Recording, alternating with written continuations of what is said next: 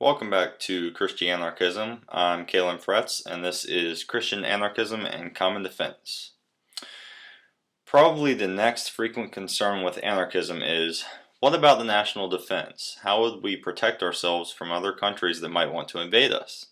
This is certainly a fair apprehension, and one which we as anarchists must offer some practical solutions to. Believe it or not, there are more possible solutions to this problem than we can even explain fully here, but that won't stop us from trying. The first point is that without a tax structure, there would be a vastly lessened incentive to invade our landmass, because there would be no economic hierarchy or income to inherit. The invading power would literally have to go to every single door and hijack the person's money.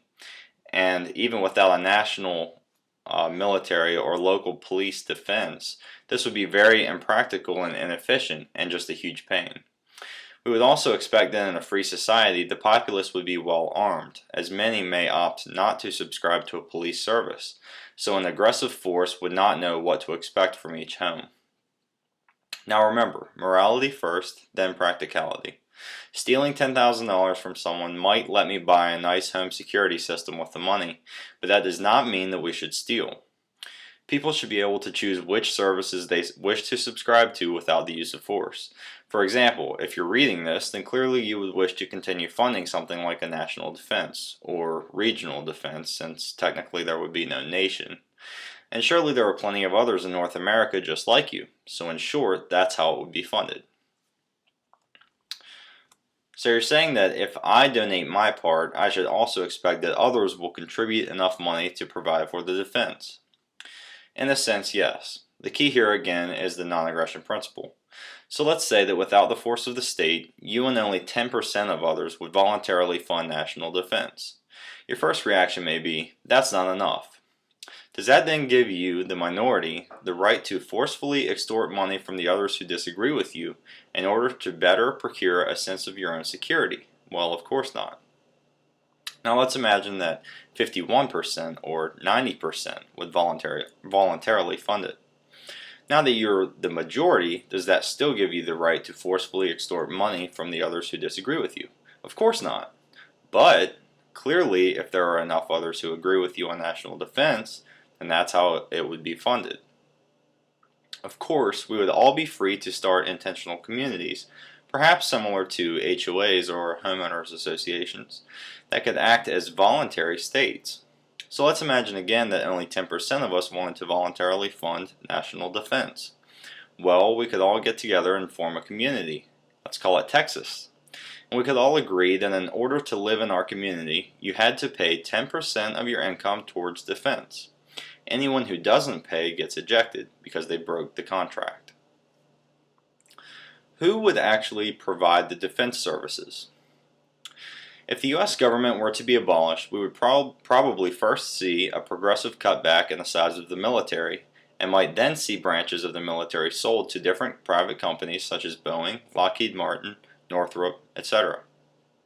Boeing might defend the western border, Lockheed the east, and Northrop the south. It would be in the best interest of the consumers and therefore of the businesses for them to work together tactically in a way to continue as branches or divisions of the military. As far as actual war-making decisions and policy, this would be left up to the consumers and companies.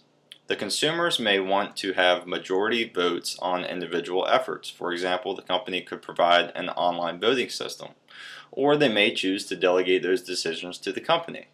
And we would probably see an evolution of both systems. Within each company, the military would probably function much the same as it does now, hierarchically. There would be almost no incentive for a branch to go rogue.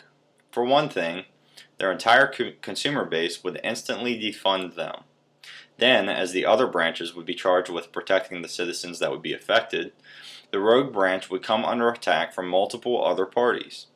The cost-benefit analysis is clearly on the side of peace in the long term.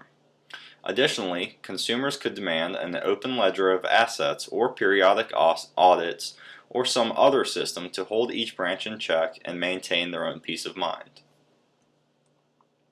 But some people might not pay for the defense, and they would be afforded the same protections as the rest of us. That's not fair. Well, do we consider it moral when the mafia gives protection to a businessman by extorting money from him, and if he opts out, they use force against him? Of course not. The mafia has the option not to provide or fund that protection, and the fact that they do it anyways does not imply that anyone who receives a perceived benefit as a byproduct of that should be morally liable to pay for those benefits. Why am I expected to pay for protections that I didn't ask for? Conservatives will recognize that this is exactly what the U.S. government is trying to do in forcing everyone to purchase health care. If enough people are concerned that they will be nuked, and I suspect there will be plenty, then they are all free to contribute to such a fund of their own volition. Again, in fact, those people could even move to the same neighborhood or area, which might function as a state, voluntarily and contractually, and develop or fund whatever kind of defense systems they wanted to. All we ask for is the same right to freely and peacefully do elsewise. Now for Christians. Consider what the Bible has to say about war. We know in the New Testament that Christ teaches nonviolence through love before all else.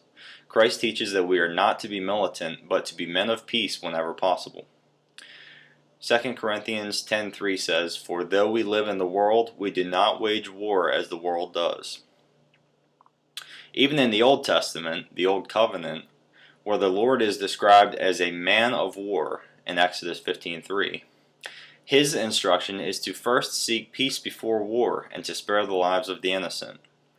Deuteronomy 20 verses 10 and 14 say, "When you march up to attack a city, make its people an offer of peace. As for the women, the children, the livestock, and everything else in the city, you may take these as plunder for yourselves, and you may use the plunder the Lord your God gives you from your enemies."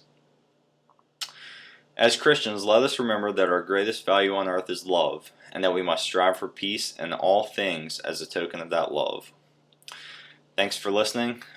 Please check back next week for a new post.